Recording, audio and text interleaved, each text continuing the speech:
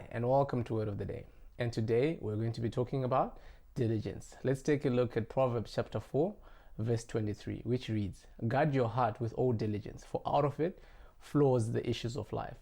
So everything that you're going to face in your life is addressed in your heart.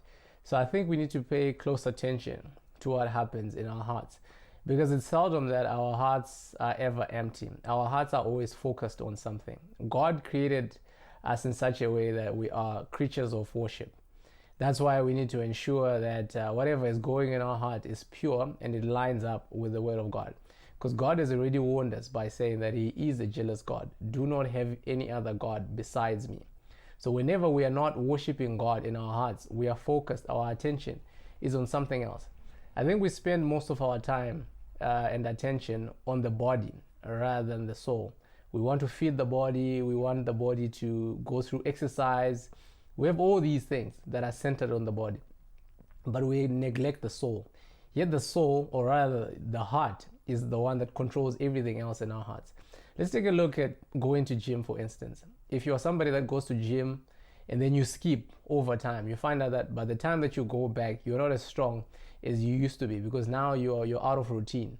You are not going there as frequent as you should. So it's the same thing that happens to your heart. When you don't take time to spend time with God in your heart, you start suffering. You're out of routine. So you start like backtracking. You're not as good as you could be, or you stop yourself from progressing. Or rather, when you don't feed your body, if you don't feed your body with the correct nutrients, or you're not on the proper diet, over time, you develop certain issues regarding your body. You might get malnutrition, you might develop certain diseases as a result of the diet that you're on. So now your body starts malfunctioning. So that's exactly the same thing that happens with your spirit. And your spirit is even more important than your body, because your spirit is in control of your body as well. So we need to make sure that we have the proper diet for your spirit.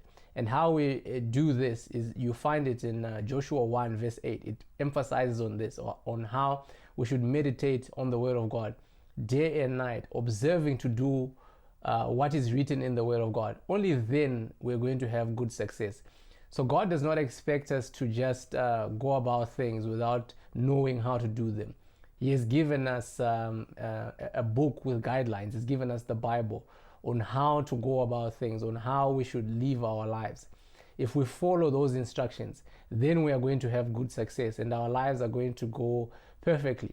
But when we neglect the manual that God gave us, then things don't really go well. Even with appliances, they give you a manual and they tell you exactly how you should use that particular appliance.